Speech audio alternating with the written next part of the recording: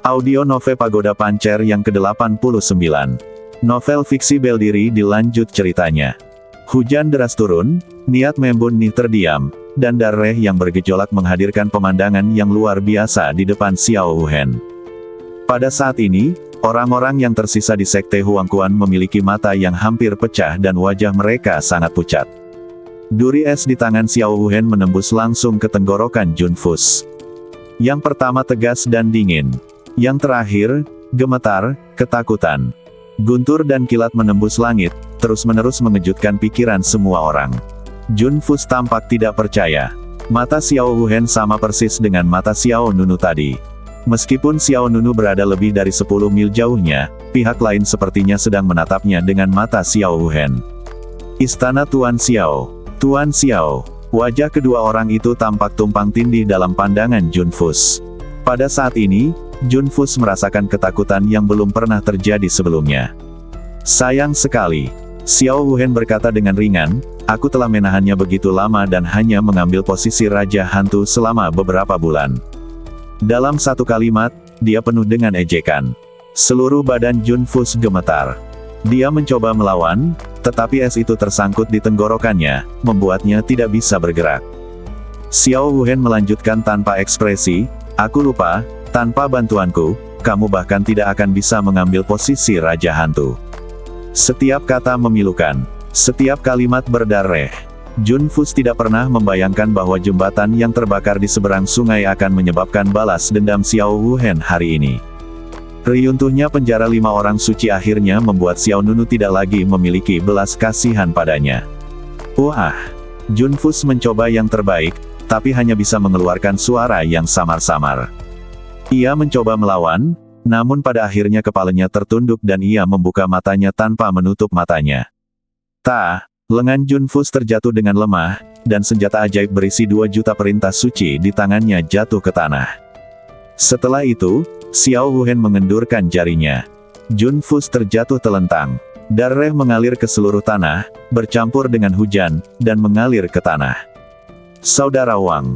Mingwei King Luo menarik rambutnya dengan kedua tangannya, patah hati. Loyan Yujin, Li Jian Wuchang, dan orang lain dari Sekte Huangquan tiba-tiba merasakan langit reruntuh. Junfus benar-benar mati seperti ini. Hantu, Tuan Hantu. Loyan Yujin terhuyung mundur. Jika bukan karena dukungan bendera jiwa kekaisaran, dia hampir jatuh ke tanah. Itu berlangsung sangat lama. Saya telah menanggungnya selama lebih dari 10 tahun. Setelah akhirnya memadamkan perselisihan sipil di Sekte Huangquan, upaya Luoyan Yujin selama bertahun-tahun sia-sia saat ini. Dentang. Hujan turun deras, dan darah yang mengalir dari badan Junfus terus-menerus diencerkan oleh hujan. Hibiscus dan Banzi. Kedua pelayan itu berjalan di belakang Xiao Wuhen. Hibiscus membuka payung dan memegangnya di atas kepala Xiao Wuhen.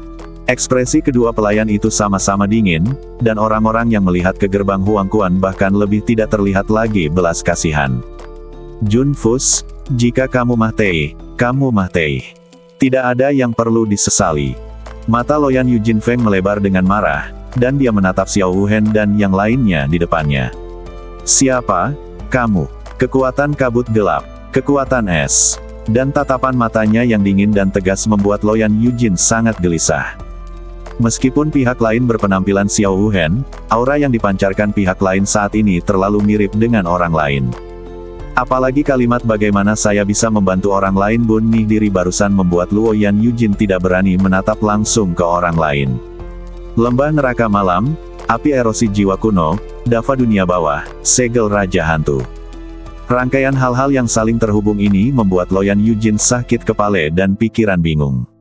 Pada saat ini, cahaya pedang yang megah jatuh dari langit, dan kemudian sesosok badan muda melintas ke lapangan. Orang yang datang tidak lain adalah Su Qiao, murid dari Evil Sword Saint. Ketika Su Qiao melihat kematian Junfus, ekspresinya tiba-tiba berubah. Ini masih satu langkah terlambat. Su Qiao menarik napas dalam-dalam, lalu menggelengkan kepalanya tanpa daya. Dia menatap Xiao Wuhen, Banzi, dan Mu Jin di depannya. Aku tidak menyangka dia memiliki kaki tangan. Su Qiao tidak mendengar apa yang dikatakan Xiao Wuhen tadi. Saya tidak tahu dendam antara Menara Sili Yanyu dan Huangquanmen. Dia hanya ingin menyelamatkan nyawa Junfus. Seperti yang diketahui semua orang, sejak Xiao Nunu memblokir jalan dengan pedangnya, dia tidak berniat membiarkan Junfus pergi hidup-hidup. Kamu telah membunuh orang itu, jadi tolong tunjukkan rasa hormatmu kepada yang lain. Kata Su Qiao kepada Xiao Wuhen dengan maksud yang dalam. Alis tampan Xiao Wuhen terangkat sedikit, urusi urusanmu sendiri. Su Qiao ragu-ragu untuk berbicara, tetapi pada akhirnya dia tidak membantah. Dari sudut pandang orang lain, dia memang ikut campur dalam urusannya sendiri. Fus, baru saja kami mengenal satu sama lain, bahkan bukan sebagai teman biasa. Namun, begitu Junfus meninggal, Sekte Huangquan telah tamat sepenuhnya. Ketika perselisihan sipil dipadamkan, kekuatannya sudah sangat berkurang. Kini, sekte ini tidak bisa bertahan lama. Segera, Xiao Wuhen berbalik dan pergi. Hibiscus memegang payung dan mengikuti di belakangnya, sementara Banzi mengambil senjata ajaib penyimpanan berisi 2 juta perintah suci dari tanah. Tujuan utamanya adalah untuk mencegat dan membunuh Anda. Tujuan kedua adalah 2 juta ordo suci. Tentu saja, tambahan 800.000 perintah suci telah dipanen. Melihat sosok Xiao Wuhen, Banzi, dan Mu Jin yang pergi, rombongan di gerbang Huangquan tidak merasakan sedikit pun relaksasi. Meski nyawa mereka terselamatkan, kematian Junfus menyebabkan mereka kehilangan semangat juang sepenuhnya. Mingwei King Luo berlutut lemah di samping badan Junfus, Loyan Yujin merasa sangat lelah, dan Li Jian Wuchang, yang terluka parah di sisi lain, juga tampak pucat. Dalam pertempuran ini, mereka dikalahkan secara menyedihkan. Di jembatan batu yang membentang di atas mata air. Setengah halaman kemudian, Hibiscus mengikuti Xiao Wuhen. Tuan, apakah Anda ingin 2.080.000 perintah suci ini dikirimkan kepada Anda? Kali ini, Banzi bertanya. Dia tidak sedang berbicara dengan Xiao Wuhen. Sebaliknya, dia berbicara dengan Xiao Nunu, yang berada lebih dari 10 mil jauhnya, melalui Xiao Wuhen. Tak seorang pun di Sekte Huangquan akan membayangkan bahwa mantan Xiao Wuhen diubah dari penyamaran Xiao Nunu. Xiao Wuhen saat ini diubah dari boneka Mahiat Badan Dharma. Boneka Mahiat Badan Dharma, sampai batas tertentu, telah menjadi tiruan dari Xiao Nunu. Kemudian, Banzi menggunakan teknik penyamaran untuk mengubah boneka Mahiat Badan Dharma menjadi penampilan Xiao Wuhen. Dengan cara ini, Xiao Nunu dan Xiao Wuhen bisa muncul secara bersamaan. Boneka Mahiat Dharmakaya adalah harta paling berharga dari kultus penyihir hitam. Fitur terbesarnya adalah dapat menyinkronkan kekuatan tempur badan utama. Selain itu, pikiran dewa juga dapat memasuki jenazah Dharmakaya dan mengendalikannya. Junfus telah dikalahkan sebelumnya. Meskipun Xiao Nunu dihadang oleh Su Qiao, Xiao Nunu telah mengendalikan boneka Mahiat Badan Dharma untuk mencegatnya. Meskipun badan Xiao Nunu berada lebih dari 10 mil jauhnya, pikirannya baru saja memasuki boneka Mahiat Badan Dharma dan mengakhiri Junfus. Tidak perlu. Suara Xiao Nunu keluar dari mulut Xiao Wuhen. Dia berbalik dan berkata kepada kedua pelayan itu, kamu terus mengambil tiruanku dan menunggu instruksi. Pikiranku akan mundur. Banzi bertanya, Tuan, apakah Anda terluka? Ya, kamu ingin aku dan Hibiscus pergi ke sana. Banzi sedikit khawatir. Cedernya tidak serius. Saya akan bertemu dengan orang-orang dari sekte sebentar lagi. Anda dapat bergerak sendiri. Tuan, orang-orang yang tersisa dari sekte Huangquan, apakah Anda ingin saya pergi dan menanganinya mereka? Mu Jinlah yang berbicara. Xiao Nunu menjawab, Junfus sudah mati, tidak masalah apakah orang lain bisa menyelesaikannya atau tidak. Mu Jin lalu berkata, bagaimana jika identitas tuannya terungkap? Xiao Nunu berkata, tidak masalah, ini bukan lagi masalah penting. Xiao Nunu sepertinya tidak peduli identitas Xiao Wuhen akan terungkap. Dengan kata lain, meskipun semua orang di sekte Huangquan mengetahuinya, tidak ada bukti yang membuktikan hal itu. Xiao Nunu adalah Xiao Wuhen. Setelah Junfus meninggal, sekte Huangquan akan segera dihancurkan, dan Xiao Nunu sama sekali tidak peduli dengan orang lain. Oke, kita mengerti. Setengah halaman kemudian, Hibiscus dan Hibiscus mengangguk. Setelah itu, Xiao Wuhen di depan kedua wanita itu kembali terdiam, dan mata pihak lain menjadi sedikit cekung. Pada saat yang sama, di bagian terdalam dari medan perang pusat, terdapat sebuah menara kuno.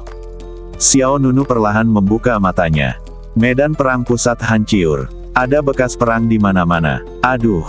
Su Qiao menghela nafas dari puncak-puncak raksasa yang megah. Aku tidak bisa menghilangkan kebiasaan usilku. Lagi pula, aku juga seorang murid dari Master Pedang Jahat. Bagaimana mungkin aku tidak memilikinya? Kualifikasi apapun. Su Qiao melihat pedang di tangannya. Jing Hong, menurutmu apakah aku harus beralih ke sekte lain? Jika ini terus berlanjut, aku akan menghancurkan martabat guru. Dia sedikit tertekan saat ini, yang terlihat dari cara dia menceritakan rahasianya pada pedang. Pedang itu adalah benda Mahtei, jadi wajar saja ia tidak bisa meresponnya. Jadi Su Qiao menjadi semakin tertekan. Semua orang tahu bahwa Evil Sword Saint terkenal di seluruh dunia karena ilmu pedangnya yang mengejutkan dan aura jahatnya, yang membuat orang semakin ketakutan. Tapi Su Qiao, yang merupakan murid dari Evil Sword Saint, memiliki hati yang baik hati. Na Junfus dan Su Qiao baru saja bertemu, dan dia ingin menyelamatkan satu sama lain. Pada akhirnya, dia tidak hanya gagal menyelamatkannya, tapi dia juga diejek oleh orang lain bisa melakukannya. Lupakan saja, aku benar-benar tidak bisa ikut campur dalam urusan orang lain mulai sekarang, kata Su Qiao pada dirinya sendiri. Jika saya tahu lebih baik, saya tidak akan datang ke medan perang ini. Tepat ketika Su Qiao terus menggelengkan kepalanya. Tiba-tiba, langit di atas medan perang pusat bergejolak. Hah! Su Qiao mengangkat kepalanya dan melihat ke kehampaan di depan. Saya melihat pusaran awan yang dahsyat seperti batu giling yang menakutkan, mencoba menghancurkan langit. Segera setelah itu, seberkas cahaya besar dilemparkan ke bawah, dan kemudian seluruh pusat medan perang terguncang. Apakah medan perang akan ditutup?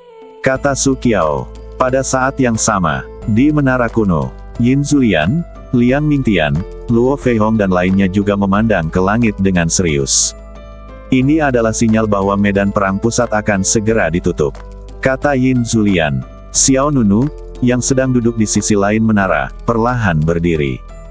Setelah beberapa saat penyembuhan, kondisi Xiao Nunu membaik secara signifikan.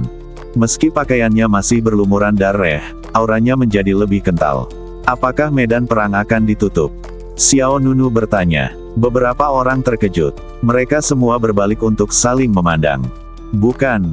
Apakah kamu baik-baik saja? Luo Feihong memandang pihak lain dengan heran. Xiao Nunu menjawab dengan tenang, apakah kamu berharap tidak terjadi apa-apa padaku? Hei, bukan itu. Luo Feihong tersenyum canggung, aku baru saja mendengar bahwa badan suci darah Layu Xuanming cukup mendominasi, dan mereka yang terlukai oleh kekuatan darah yang layu, sulit bagi dewa untuk menyelamatkanmu, tapi penampilanmu. Setelah mengatakan itu, Luo Feihong mengelilingi Xiao Nunu. Cek, cek, cek. Monster yang luar biasa, kata Luo Feihong sambil menggelengkan kepalanya. Xiao Nunu terlalu malas untuk memperhatikan pihak lain. Dia memandang Yin Zulian, karena medan perang pusat akan segera ditutup, ayo kembali. Tim dari keluarga Yin, keluarga Yun, dan sekte Piao Miao tetap di tempat asalnya. Kami belum tahu bagaimana situasinya. Xiao Nunu tidak berencana untuk tinggal lebih lama lagi. Sebelum Yin Zulian bisa menjawab, tiba-tiba, cahaya hitam muncul di kehampaan, dan kemudian, cahaya itu datang dari jauh ke dekat.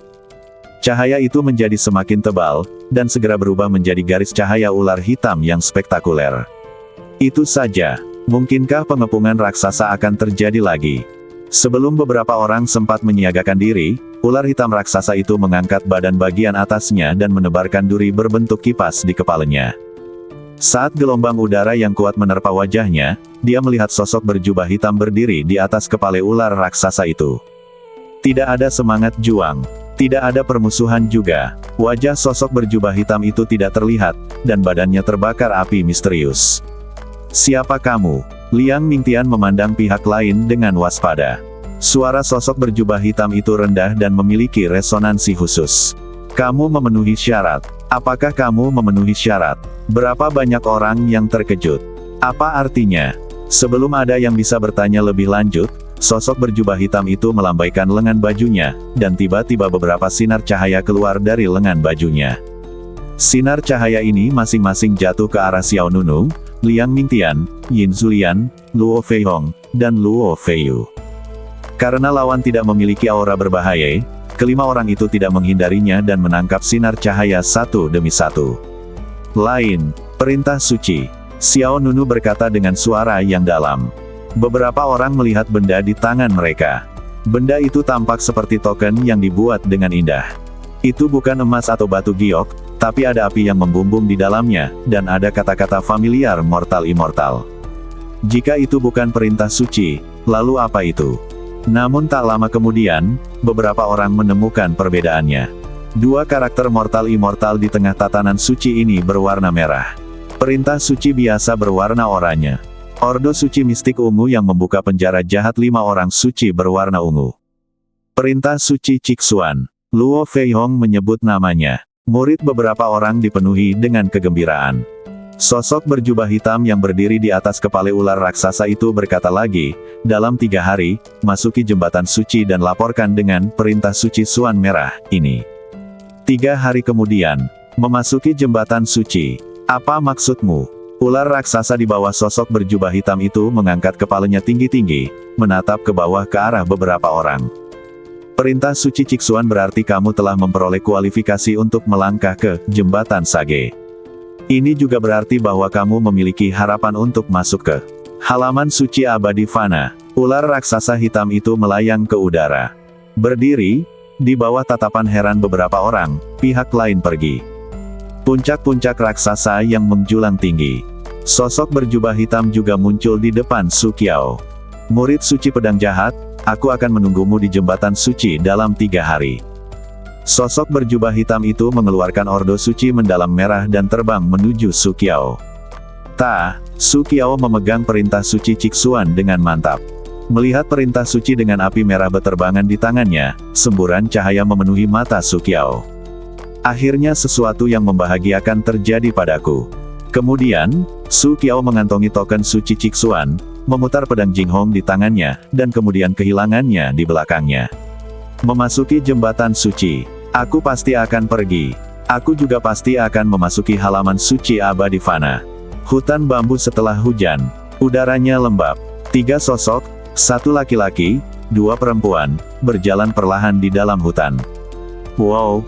Tiba-tiba hembusan angin dingin bertiup, dan tetesan air di daun bambu berhamburan satu demi satu. Hanzi, hati-hati. Hibiskus segera menghunus pedangnya. Banzi juga merasakan detak jantungnya menegang. Di depan hutan bambu, sesosok jubah hitam muncul seperti hantu. Siapa? Hibiskus bertanya dengan waspada. Begitu dia selesai berbicara, sosok berjubah hitam itu mengeluarkan seberkas cahaya. Hibiskus menghunus pedangnya untuk menyambutnya. Ding! Hujan api memercik, energi pedang menyebar, dan cahaya memantul ke bambu di sampingnya. Retak! Bambu setebal mulut mangkuk itu segera ditembus. Hibiskus melihat lebih dekat dan melihat bahwa itu sebenarnya adalah perintah suci dengan api merah yang beterbangan. Apakah ini perintah suci? Wajah Banzi penuh keraguan. Sosok berjubah hitam itu berkata, ini adalah perintah suci Cixuan, yang diberikan kepada orang di belakangmu. Hah! Di tengah-tengah kertas, Mu Jin dan keduanya melihat sedikit ke samping, melihat ke Xiao Wuhen di belakang mereka. Sebelum kedua wanita itu sempat mengajukan pertanyaan lebih lanjut, sosok berjubah hitam itu berkata, dalam 3 hari, masuki jembatan suci dengan perintah ini, dan kemudian menghilang. Medan perang pusat akan memasuki momen penutupannya. Pada saat ini, pria misterius berjubah hitam muncul dari medan perang pusat. Mereka mengeluarkan perintah suci Cixuan dan memberitahu mereka yang menerima perintah suci untuk pergi ke menjadi Asein dalam 3 hari. Menjembatani. Pada saat ini, platform kota tempat keluarga Yin, keluarga Yun, dan sekte Piao Miao bersekutu. Yun Nianxiu, Yin Danyun, Yin Geyu dan yang lainnya sedang melihat ke langit di atas area tengah medan perang. Medan perang ini akan ditutup. Pada saat ini, seekor elang hitam yang agung menembus awan dan turun. Tiba-tiba angin kencang menerpa, dan semua orang kaget. Segera setelah itu, sosok berjubah hitam melompat keluar dari punggung elang. Lawannya membalik 2 kali dalam kehampaan, dan kemudian mendarat dengan kuat di atas salah satu menara panah hukuman iblis. Mata Yun Nianxiu berbinar, dan dia segera berkata, tapi ini masih sedikit lebih buruk dariku. Sosok berjubah hitam itu. Menatap Yun Nianxiu, lalu berkata sambil tersenyum, bagaimana dengan sekarang? Lengan bajunya dan berkata, cahaya itu terbang menuju Yun Nianxiu. Hah! Yang terakhir mengangkat tongkat ajaib di tangannya ke depan. Dengan suara ding, cahaya itu terlempar, dan kemudian berputar di depan Yun Nianxiu beberapa kali sebelum ditangkap di tangannya. Sosok berjubah hitam berkata, dalam 3 hari, masuki jembatan suci dan pergi dengan perintah ini. Hah! Mata Yun Nianxiu berbinar, aku tahu, ini seharusnya disebut Ciksuan Perintah Suci. Artinya aku selangkah lebih dekat ke halaman suci abadi fana, kan? Ketika mereka mendengar kata-kata halaman suci abadi fana, semua orang di keluarga Yun, keluarga Yin, dan sekte Piao Miao semuanya tersentuh. Sosok berjubah hitam itu bertanya, jadi, siapa yang lebih tampan? Pasti kamu.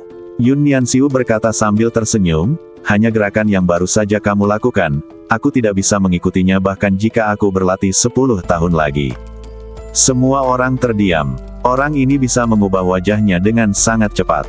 Namun ketika mereka melihat perintah suci Ciksuan di tangan Yun Nianxiu, saudara dan saudari keluarga Yin, Yin Danyun dan Yin Geyu, yang berada tidak jauh, mau tak mau menunjukkan rasa iri. Kemudian, keduanya melihat sosok berjubah hitam itu. Dengan begitu banyak dari kita, apakah dia satu-satunya yang memperoleh perintah suci Ciksuan? Yin Danyun bertanya, yah, masih ada satu lagi. Yin Danyun dan Yin Geyu saling berpandangan. Siapa orang lain itu? Kemudian, sosok berjubah hitam itu mengalihkan pandangannya dan melihat ke tim sekte Piao Miao. Tempat di mana matanya memandang menghadap Zuolai. Hah! Zuolai mengangkat alisnya yang tebal dan berjalan keluar sambil tersenyum, jadi ini aku. Benar saja, kamu, Akademi Suci Abadi Fana, semuanya bijaksana dan cerdas. Sosok berjubah hitam melambaikan tangannya, tolong menyerah. Ah! Zuolai tertegun. Ya, beri jalan. Orang-orang di belakang juga memberi jalan. Semua orang di sekte Piao Miao tampak bingung. Satu demi satu, para murid sejati juga menyingkir. Baru setelah Yan Kexian dan Zhou Mian, dua penguasa istana, juga menyingkir, sosok mungil muncul di hadapan semua orang. Semua orang tercengang. Yanying juga tercengang. Dia mengulurkan jarinya dan menunjuk dirinya sendiri. Aku. Itu benar, sosok berjubah hitam itu melambaikan lengan bajunya lagi, dan perintah suci mendalam merah lainnya terbang keluar dari jari-jarinya. Yanying mundur karena ketakutan. Token suci Ciksuan dengan api merah yang membumbung jatuh di depannya, seperti token yang sangat indah, memancarkan cahaya yang unik. Apakah itu benar-benar untuknya? Anggota keluarga Yun dan keluarga Yin lainnya sangat terkejut. Bahkan Yanying sendiri memandang Ordo Suci Ciksuan dengan geblek. Bagaimana dia bisa memenangkan hati Akademi Suci Abadi Fana bahkan jika dia bertarung melawan 5 kutu kupret? Bermimpi. Tuanku, bolehkah saya bertanya bagaimana standar yang dikeluarkan oleh Ordo Suci Ciksuan dinilai? Yin Geyu melangkah maju dan bertanya. Sejujurnya, Yin Geyu tidak mengerti. Merupakan hal yang normal bagi Yun Nianxiu untuk mendapatkan perintah suci Ciksuan. Tapi kekuatan Yanying rendah, bagaimana dia masih bisa mendapatkan benda ini? Sosok berjubah hitam itu menjawab, jangan mempertanyakan pilihan Akademi Suci Abadi Fana. Sejak kalian memasuki medan perang pusat, kami semua dapat melihat kemampuan yang kalian semua tunjukkan. Semua orang terkejut lagi. Pihak lain melanjutkan, kekuatannya sangat istimewa dan pantas mendapat perhatian dari Akademi Suci Abadi Fana. Setelah itu, sosok berjubah hitam itu tidak menjelaskan apapun lagi. Dia berkata kepada Yanying, dalam 3 hari, kita akan memasuki jembatan suci. Jangan sampai ketinggalan. Oh, oke, bah. Begitu kata-kata itu jatuh di sini, elang hitam yang agung itu mengepakkan sayapnya dan meraung lagi. Sosok berjubah hitam itu melompat, melakukan gerakan backflip yang fleksibel, dan terbang setinggi puluhan meter. Hoa! Sosok berjubah itu mendarat dengan mantap di punggung elang hitam, dan kemudian menghilang ke dalam awan di bawah tatapan semua orang. Semua orang masih sedikit linglung saat ini. Yun Nianxiu menghampiri Yanying dengan sikap angkuh, selamat, selamat, merupakan berkah bagi kami untuk disukai oleh pengadilan suci abadi Fana, hehe. Yanying tersenyum sedikit canggung, selamat, selamat. Hai. Dia berlutut dan mengeluarkan token mendalam Scarlet dengan kedua tangannya.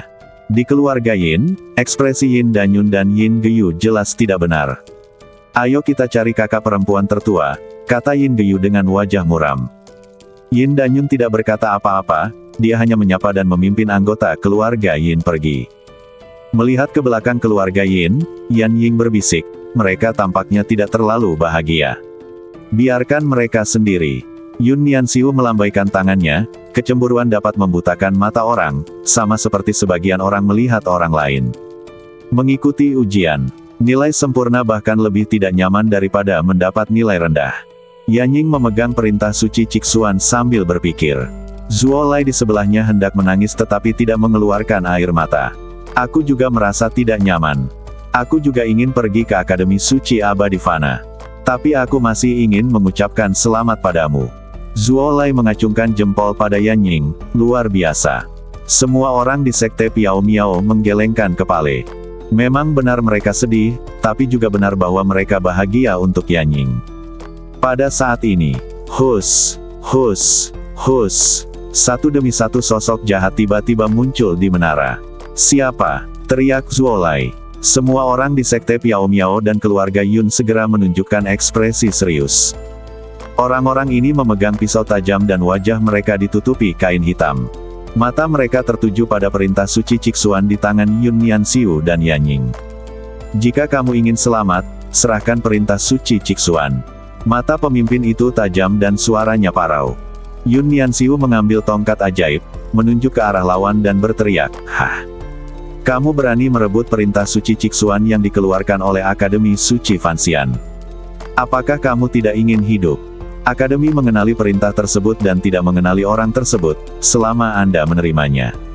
Setelah Anda mencapai Ordo Suci Cixuan, Anda dapat melangkah ke jembatan suci. Jika Anda tidak ingin mati, jujur saja. Sial, kamu berani macam-macam dengan keluarga Yun," tegur Yun Nianxiu. "Berhenti bicara omong kosong dan bunih." Pemimpin memberi perintah, dan banyak pembunuh berpakaian hitam bergegas dari segala arah. Keluarga Yun dan sekte Piao Miao segera bertempur. "Lindungi gadis itu," kata Tuan Istana Yan Ke terlebih dahulu. "Oke." Zuo Lai, Jiang Yao dan murid sejati lainnya segera mendekati Yan Ying. Namun, semua orang jelas sudah siap, dan tidak satupun dari mereka yang kekuatannya lemah. Tanpa bantuan keluarga Yin, sekte Piao Miao jelas akan kesulitan. Segera, Zuo Lai, Jiang Yao dan lainnya terjerat. "Hei!" Pemimpin pria berbaju hitam itu tersenyum sinis, lalu memperlihatkan pedangnya dan langsung menuju ke Yan Ying. "Bawa ke sini." Lawan menebas dengan pisau, dan cahaya pisaunya sangat menyilaukan. Wajah kecil Yan Ying menjadi pucat karena ketakutan, dan pada saat kritis ini, sebuah kekuatan besar tiba-tiba meleduk di depan pria berbaju hitam itu. Lengan pria itu Mahtei Rase, dan kemudian dia didorong mundur 7 atau 8 meter. Kiang. Raungan pedang yang penuh gairah menyebar, dan Yan Ying melihat pedang persegi panjang besar berdiri 1 atau 2 meter di depannya. Ketika mereka melihat pedang besar itu, mata semua orang di sekte Piao Miao berbinar. Pemimpin pria berbaju hitam itu menyipitkan matanya dan melihat ke atas patung batu. Siapa? Di atas patung batu itu berdiri sosok tampan berkulit putih. Jenius nomor 1 di Wastelen Timur, pria paling tampan, kekasih impian jutaan gadis, dan wanita kaya yang tak terhitung jumlahnya berlomba-lomba untuk mempertahankannya. Kakak tertua dari sekte Piao Miao, Yin Fengqi. Kakak senior dari sekte Piao Miao, Yin Fengqi. Pihak lain berdiri di atas patung batu di menara kota dan memulai perkenalan diri yang agak panjang. Pengunjung tersebut tidak lain adalah murid utama sekte Piao Miao yang telah hilang sejak dia membawa tim sekte Piao Miao ke Tanah Suci Gudang Abadi pada hari pertama hingga sekarang. Yin Fengqi. Reaksi pertama semua orang di sekte Piao Miao ketika mereka bertemu satu sama lain tidak terlalu senang. Sebaliknya, dia berpikir bahwa orang ini sama sekali tidak mahtei di luar. Pemimpin pria berbaju hitam yang merebut Ordo Suci Cixuan memiliki mata dingin, mencari kemahteihan. Kemudian, pihak lain memerintahkan lagi, bunuh tanpa ampun. Dan terbang turun dari patung batu. "Kamu masih menutupi wajahmu di siang hari bolong. Apakah kamu lebih tampan dariku atau semacamnya?" Begitu dia selesai berbicara, Yin Fengqi terbang ke bawah dengan sebuah tendangan. Pemimpin pria berbaju hitam segera menghunus pedangnya ke depan untuk memblokir serangan lawan. Kekuatan kuat lainnya meleduk, dan pria berbaju hitam itu segera ditendang mundur lebih dari 10 meter. Yin Fengqi menyeringai, kemampuanmu sangat kecil, mengapa kamu mencoba mencuri? Qiang, akan kutunjukkan padamu, gambar dan tebasan. Tidak hanya bilah pedang peraknya yang sangat panjang, tetapi gagangnya juga tidak pendek. Selain itu, bentuknya yang persegi panjang, membuat Yin Fengqi terlihat cukup kurus. Namun meski begitu, dia terlihat sangat santai saat memegang pisaunya. Kami datang. Wow, angin yang tiba-tiba dan sangat dingin menerpa pria berbaju hitam itu, yang langsung merasakan hawa dingin yang menyerang sumsum tulang. Detik berikutnya, sebuah bayangan melewatinya, dan Yin Fengqi telah menyeret pisaunya melewatinya. Hiss! Dalam sekejap, sebilah pedang perak lebar memotong mata pria berbaju hitam itu. Sebelum dia sempat bereaksi, Yin Fengqi menyerang dari arah lain. Sua, Qiang, Qiang, Qiang. Satu demi satu pisau, sosok Yin Fengqi bergegas mengelilingi pria berbaju hitam itu. Pria berbaju hitam itu sepertinya terpaku kuat oleh energi pedang yang mengalir dari segala arah, dan tidak bisa melepaskan diri sama sekali. Pria berbaju hitam itu menjerit menyedihkan. Masih ada satu pisau terakhir yang tersisa, teriak Yin Fengqi. Dia meraih pisau itu dengan kedua tangannya dan melompat tinggi, pria berbaju hitam itu menengadah ke langit. Yin Fengqi menebas dengan pedangnya, dan energi pedang yang kacau tersebar ke segala arah. Pria berbaju hitam itu segera terbelah menjadi dua bagian. Semburan darah dan jeritan sekilas membentuk pemandangan yang sangat mengejutkan ini. Melihat pemimpinnya sudah mati, para pembunuh berbaju hitam lainnya langsung ketakutan setengah mati. Kakak sudah mati, kakak sudah mati. Cepat pergi. Evakuasi. Semua orang segera mengungsi, tidak berani tinggal lebih lama lagi. Kemana harus pergi? Yun Nianxiu menolak untuk melepaskannya. Yin Fengqi membawa pedang besar di bahunya dan mengangkat alisnya ke arah Yan Ying tidak jauh di belakangnya. Bagaimana kabarmu? Pernahkah kamu begitu tampan oleh kakak laki-lakimu? Yan Ying menarik tangannya dan tersenyum acuh tak acuh. Pertempuran akan segera berakhir. Ketika pria berbaju hitam terakhir terjatuh, Yin Fengqi segera meletakkan pisau besar di tangannya, lalu memegang pisau di satu tangan dan menopang pinggangnya dengan tangan lainnya. Pinggang lamaku hampir patah. Melihat perilaku pihak lain yang tidak lebih tampan dari 3 detik, dia segera mendapat perhatian dari semua anggota sekte Piao Miao. Yan Ying bertanya dengan ramah, apakah kamu terluka? Yin Fengqi memegang pedangnya di tanah dan melambaikan tangannya ke arah pihak lain. Tidak apa-apa, aku hanya terlalu banyak bekerja akhir-akhir ini. Aduh. Yin Fengqi menghela nafas, tentu saja, wanita kaya yang berkuasa tidak begitu mudah untuk diurus. Ketika saya pertama kali datang ke tanah suci Xianxiong, saya, Yin Fengqi, sama ganiasnya dengan harimau. Sekarang untuk perkembangan dari sekte, aku harus menghabiskan beberapa hari saja. Nian, lemah seperti guguk tua. Yan Ying memandang ke pihak lain dengan aneh. Diam. Zhou Mian melangkah maju dan memarahi, apakah kamu ingin mendengarkan apa yang kamu katakan? Yin Fengqi tersenyum malu-malu, maaf, saya tidak seharusnya mengatakan ini di depan anak-anak. Tapi saya benar-benar membayar terlalu banyak untuk sekte itu. Hei, pinggang lamaku. Berpura-pura, teruslah berpura-pura. Yan kedatang lebih dulu dan mengutuk, kamu tidak muncul sampai sekarang. Saya pikir kamu sudah mati. Zhou Mian juga menggelengkan kepalanya dan menghela nafas, kapan kamu akan dewasa? Setelah belajar di bawah bimbingan Han Changqing di sekte Piao Miao sejak dia masih kecil. Kedua penguasa istana juga menyaksikan satu sama lain tumbuh dewasa.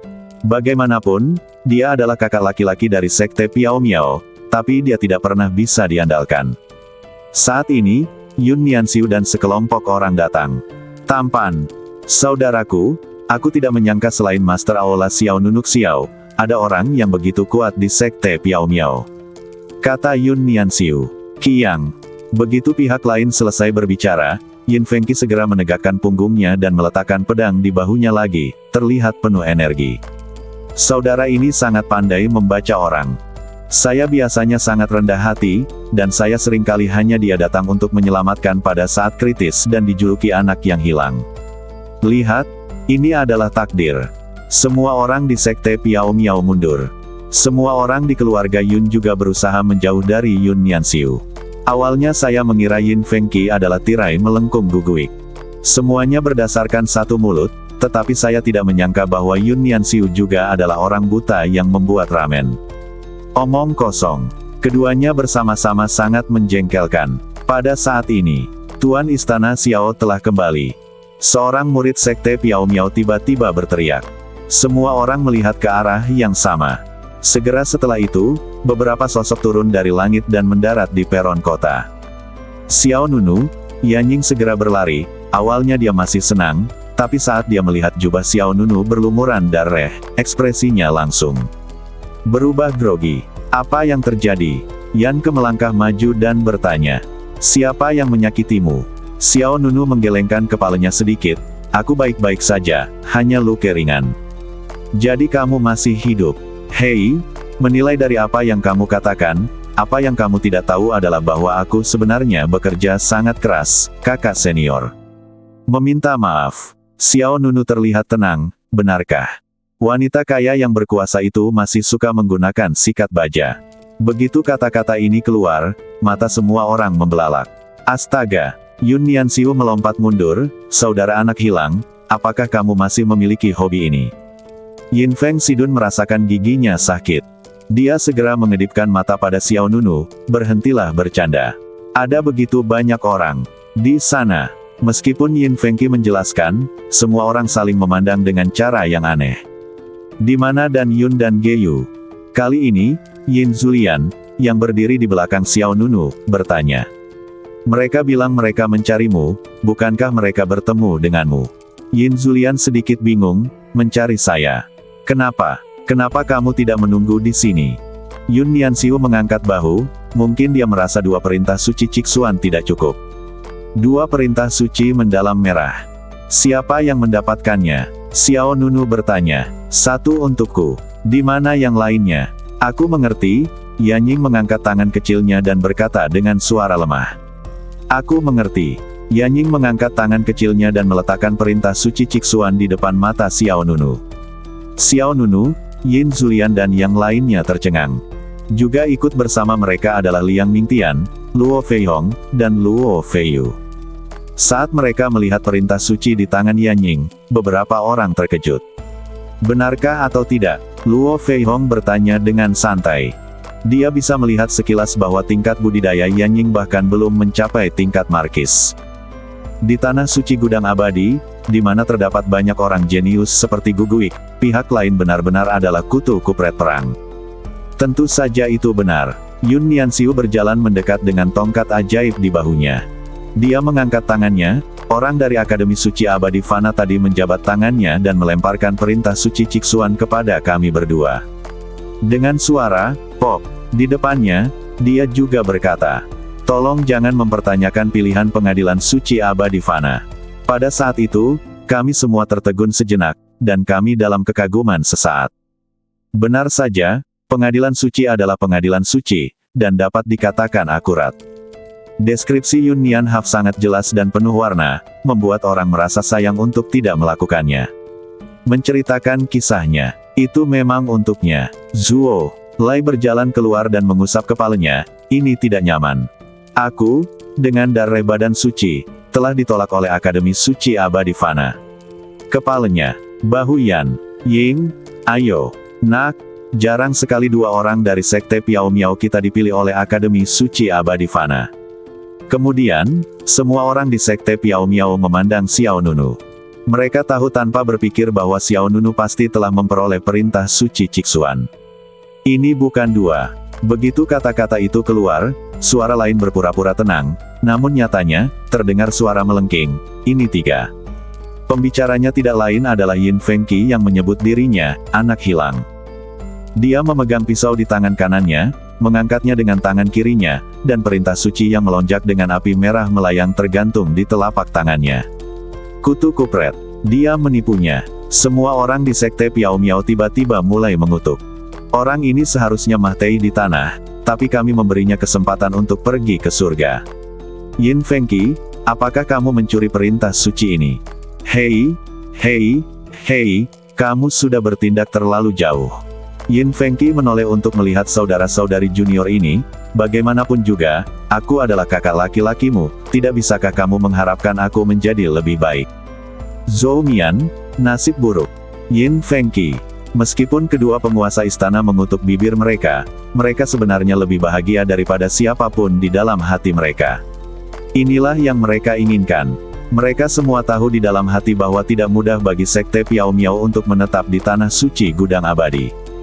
Selain menemukan tanah berkah yang cocok untuk membangun sekte, hal terpenting adalah membangun pijakan di tanah suci gudang abadi. Halaman suci abadi fana adalah batu loncatan bagi Sekte Piao Miao untuk memasuki tanah suci gudang abadi. Tentu saja, premisnya adalah Xiao Nunu, Yin Fengqi, dan Yan Ying dapat mencapai prestasi besar di halaman suci abadi fana. Tapi itu sulit. Tapi akan lebih sulit lagi jika kita tidak pergi ke biara suci abadi fana. Yan Ying bertanya, dengan perintah suci ini, bolehkah saya pergi ke Akademi Suci Abadi Fana? Kamu terlalu banyak berpikir. Luo Feihong maju 2 langkah dan menjawab, mendapatkan perintah suci Cixuan hanyalah masalah mendapatkannya.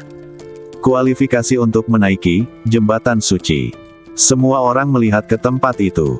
Luo Feihong melanjutkan, setelah melintasi jembatan suci, itu hanyalah halaman luar Akademi Suci Abadi Fana. Halaman luar. Jelas sekali, jenius dari Beicuan ini tidak tahu banyak tentang hal-hal ini. Itu benar. Luo Feihong menegaskan, hanya dengan lulus penilaian dari pelataran luar seseorang dapat memasuki pengadilan suci abadi fana. Baik Yun Nianxiu maupun Yin Zulian tidak membantah. Terlihat bahwa apa yang dikatakan Luo Feihong benar adanya. Apakah tingkat kelulusannya tinggi? Yan Ke bertanya dengan rasa ingin tahu. Luo Feihong mengangkat bahu, tidak buruk. Di antara 100 orang, seharusnya ada 1 atau 2 yang bisa lulus penilaian. Apa? Mata Yan Ke melebar lebih dulu, kemungkinan lulus tidak buruk. Ketahuilah, mereka yang mendapatkan Ordo Suci Cixuan telah melalui penyaringan berlapis.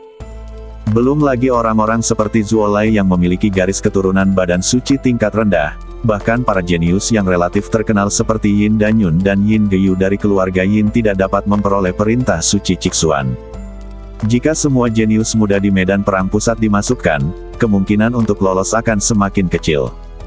Mereka yang telah memperoleh perintah suci Cixuan jelas termasuk di antara tokoh-tokoh teratas, namun kemungkinannya masih sangat rendah, yang membuat 2 penguasa istana Yan Kexian dan Zhou Mian merasa khawatir.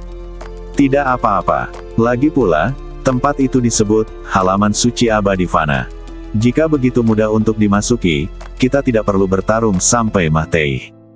Yun Nianxiu juga berkata. Setelah mengatakan itu, dia melihat token suci Cixuan di tangannya dengan sungguh-sungguh. Ini hanya langkah terakhir. Kalimat ini juga selaras dengan orang lain yang telah memperoleh token suci Cixuan. Memang benar, hanya ada 1 langkah terakhir yang tersisa. Namun langkah ini mungkin seperti celah besar yang terbentang di depan mereka. Berhenti bicara, kita harus kembali dan bersiap. Luo Feihong memandang Xiao Nunu, Yin Zulian, Yun Nianxiu dan kelompoknya, sampai jumpa di jembatan suci dalam 3 hari. Jembatan suci. Semua orang merespons. Segera, Luo Feihong dan Luo Feiyu pergi lebih dulu. Liang Mingtian tidak tinggal lama. Setelah memberi sedikit isyarat kepada Xiao Nunu dan yang lainnya, dia juga pergi. Aku akan pergi mencari Dan Yun dan Geyu. Sampai jumpa di jembatan suci, kata Yin Zulian.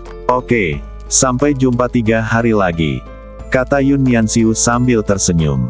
Yin Zulian terlalu malas untuk memperhatikan pihak lain. Dia dan Xiao Nunu saling memandang dan mengangguk, lalu menggunakan teknik pengendalian angin dan terbang menjauh. Oh, aku lupa bertanya apakah aku sudah mengumpulkan 1 juta perintah suci. Yun Nianxiu menamparkan kepalanya dan tiba-tiba teringat akan hal ini. Selama aliansi tripartit sebelumnya, Yun Nianxiu berjanji pada Xiao Nunu dan Yin Zulian bahwa jika 1 keluarga gagal mendapatkan 1 juta tahbisan suci, dia akan menebus semuanya. Dia hendak memanggil kembali Yin Zulian, tetapi setelah memikirkannya, dia mundur. Lupakan saja, abaikan keluarga Yin. Setelah mengatakan itu, Yun Nianxiu melihat ke arah sekte Piao Miao dan kelompoknya. Bagaimana? Apakah kamu mendapat 1 juta perintah suci? Apakah kamu membutuhkan aku untuk menebusnya? Xiao Nunu juga melihat ke arah Yan Kexian, Zhou Mian dan yang lainnya. Dia baru saja kembali, dan dia masih belum tahu berapa banyak yang diperoleh semua orang. Tidak perlu. Yan Ke menjawab lebih dulu, sudah melebihi angka ini. Benarkah? Mata Yun Nianxiu berbinar, benarkah? Aku baru saja berkata, ikuti aku dan kamu akan makan daging. Hehe. Segera, mata Yun Nianxiu berbinar. Nianxiu mengeluarkan tas penyimpanan indah lainnya dan menyerahkannya kepada Yan Ying. Hei, adik perempuan, ini adalah 100.000 perintah suci yang aku janjikan padamu sebelumnya. Tidak, tidak, Yan Ying melambaikan tangannya dengan cepat. Simpan. Jika kamu tidak menyelamatkan orang, banyak orang di keluarga Yun kita akan mati. Yun Nianxiu langsung memberikan 100.000 perintah suci ke tangan Yan Ying. Setelah memberikannya, Yun Nianxiu bertanya, apakah Yin dan Yun memberimu 200.000 perintah suci yang dijanjikan? Yan Ying menggelengkan kepalanya, saya mungkin lupa. Bahkan, Yan Ying sendiri telah melupakan hal seperti itu. Aku tahu itu. Yun Nianxiu mengerutkan bibirnya, tunggu saja. Jika aku melihat seseorang dari keluarga Yin, aku pasti akan membantumu mendapatkan 200.000 perintah suci. Tidak perlu khawatir tentang ini, kamu harus melakukan apa yang kamu janjikan. Dan pergi. Yun Nianxiu melambaikan tangannya ke arah Xiao Nunu dan Yin Fengqi, lalu membawa tongkat ajaib dan mengambil langkah seolah-olah dia tidak akan mengenalinya. Kerabatnya berbalik dan pergi. Meskipun semua orang di keluarga Yun mengikuti di belakang, mereka jelas menjaga jarak dari Yun Nianxiu. Segera setelah orang ini mendapatkan perintah suci Cixuan, dia mulai mengembara. Apakah dia sudah melupakan pengalaman patah kakinya saat berjalan seperti ini? Oh, menurutku nenek moyang keluarga Yunku bisa dianggap seperti melakukan perbuatan baik. Mengapa ada hal seperti itu? Mari kita menjauh darinya. Saya mendengar bahwa kegeblekan itu menular. Mendengarkan bisikan keluarga Yun, sekte Piao Miao tiba-tiba merasakan hal yang sama. Kata-kata yang diucapkan oleh semua orang di keluarga Yun sepertinya tidak ada bedanya jika digantikan oleh Yin Fengqi. Segera, tim sekte Piao Miao tertinggal di tempat yang sama. Cek, kamu memiliki 3 kuota untuk memasuki pengadilan suci abadi fana. Saat kamu kembali, cepatlah dan minta Han Changqing dan tetua ketiga untuk membakar beberapa pilar dupa untuk leluhur sekte Piao Miao. Masa depan sekte ini bergantung pada kita. Yin Fengqi setelah hening beberapa saat, mode obrolan dimulai lagi. Yan Ke memelototi pihak lain dengan marah, mari kita tunggu sampai kamu memasuki halaman suci abadi fana. Cih. Yin Fengqi meletakkan pisau besar di belakang punggungnya, dengan sepasang mata ikan matei yang penuh dengan penghinaan. Xiao Nunu memandang orang-orang dari sekte Piao Miao, berapa banyak perintah suci yang telah dikumpulkan. Zhou Mian menjawab, saya melakukan perhitungan kasar sebelumnya, jumlahnya sekitar lebih dari 1,4 juta. Mata Xiao Nunu berbinar, tampaknya Anda dapat menukar banyak hal. Bawalah sumber daya kembali ke sekte. Ya, meskipun kekuatan sekte tidak dapat dikatakan meroket, itu masih dapat diperkuat. Zhou Mian yakin bahwa setelah ini, kekuatan sekte Piao Miao akan menjadi yang kedua setelah sekte Donghuang. Lagi pula, kekuatan yang memperoleh begitu banyak perintah suci sekaligus bukanlah mayoritas. Tidak lama kemudian, medan perang pusat dinyatakan ditutup. Semua orang dari sekte Piao Miao kembali ke kota Qiyun. Semua orang di sekte Piao Miao yang telah memperoleh banyak hal sangat bersemangat, dan panen 3 perintah suci Cixuan juga membuat 2 penguasa istana Zhou Mian dan Yan Kexian bersemangat. Orang-orang harus menyebarkan berita itu kembali ke Donghuang terlebih dahulu. Malam, kota Qiyun ramai dengan lalu lintas dan orang-orang. Di sebuah restoran megah, Xiao Nunu sedang duduk di atap lantai paling atas. Dia mengenakan pakaian baru dan menikmati secangkir teh panas di depannya. Sejak memasuki tanah suci gudang abadi, Xiao Nunu jarang bersantai. Tentu saja, ketika saya berada di Donghuang sebelumnya, saya tidak punya banyak waktu untuk bersantai. Ada apa? Apa kamu khawatir? Kata Xiao Nunu tiba-tiba. Yan Ying, yang duduk di seberangnya, tersadar dan menghela napas dalam-dalam, aku sangat bingung. Apa yang membuatmu bingung? Aku ingin pergi ke Akademi Suci Abadi Fana, dan aku ingin kembali ke sana Gurun Timur. Jawab Yanying. Xiao Nunu tahu bahwa Yanying mengkhawatirkan penguasa kota tua Yan Beishan. Lagi pula, dia hanya punya satu kerabat di dunia ini. Jadi kamu ingin aku membantumu membuat pilihan. Yanying memandang pihak lain dengan rasa ingin tahu. Tapi kemudian dia menggelengkan kepalanya. Tidak, aku bukan anak kecil. Aku harus membuat pilihan sendiri tentang urusanku sendiri. Haha. Xiao Nunu tersenyum, lalu dia mengangkat alisnya sedikit dan bertanya dengan serius, sejujurnya, apakah kamu apakah kamu hampir 16 tahun? Yanying mengangguk dengan jujur, iya. Xiao Nunu ragu-ragu. Yanying berkata, saya tahu apa yang ingin Anda katakan. Lalu apa alasannya? Saya tidak tahu, saya mendengar dari kakek bahwa saya tumbuh perlahan, tetapi saya akan tumbuh di masa depan. Dan aku akan memiliki sepasang kaki yang panjang. Ketika saatnya tiba, kamu harus melihat ke arahku. Xiao Nunu tersenyum dan tidak berkata apa-apa. Matanya perlahan menjadi lebih dalam. Dia percaya kata-kata Yanying. Alasannya sangat sederhana. Kali ini, sejumlah besar orang berbakat berkumpul di tanah suci gudang abadi. Bahkan Yin Danyun, Yin Geyu, Zuo Lai dan para jenius lainnya dengan garis keturunan badan suci tidak dipilih oleh Akademi Suci Abadi Fana, tetapi Yanying yang dipilih. Oleh karena itu, masyarakat pengadilan suci Fanxian mengakui Yanying. Dengan cara ini, Yanying memiliki rahasia yang tidak biasa. Oke, aku tidak ingin berpikir terlalu banyak lagi. Yanying mengambil cangkir teh di depannya, meniupnya, lalu meminumnya. Sepertinya aku tidak akan bisa memasuki Immortal halaman suci. Aku akan kembali ketika aku turun. Xiao Nunu mengangguk, itu ide yang bagus. Benar, suasana hatiku sedang bagus. Aku akan sedih paling lama sebentar. Oke, aku harus tidur. Aku mengantuk sekali. Setelah mengatakan itu, Yanying melompat turun dari kursi dan mulai berkelahi dengan Xiao Nunu. Setelah menyapa, dia kembali ke kediamannya. Xiao Nunu tersenyum dan tidak berkata apa-apa. Setelah Yanying pergi, Xiao Nunu menutup matanya sedikit.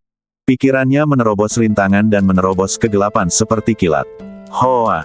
Cahaya putih menyala kemudian, dan di samping api unggun di tepi danau, Xiao Wuhen kata mata kosong itu bersinar terang. Tuan, Anda di sini. Mata Banzi berbinar. Dia dan Hibiskus berdiri dengan cepat. Sangat nyaman memiliki boneka Mahiyat Badan Dharma ini, pikiran Xiao Nunu memasuki badan boneka Mahiyat Badan Dharma. Banzi juga tersenyum. Apa rencana guru selanjutnya? Dia berkata sambil mengeluarkan token suci Ciksuan. Perintah suci mendalam merah ini ditujukan untuk Xiao Wuhen. Namun Xiao Wuhen yang asli hanyalah identitas lain dari Xiao Nunu. Kalian berdua pergi dan beli 2 token suci Ciksuan. Kata Xiao Nunu. Hah. Di tengah jalan, Hibiskus saling memandang. Yang terakhir bertanya, apakah mungkin? Xiao Nunu mengangguk, dikatakan bahwa ketika kamu menaiki jembatan suci, kamu mengakui pesanannya tetapi bukan orangnya, jadi pasti ada saluran perdagangan. Bukankah kamu katakan sebelumnya? Menara Sili Yanyu ada di Xianxiong, ada juga cabang di Tanah Suci, dan seharusnya ada informasi tentang ini.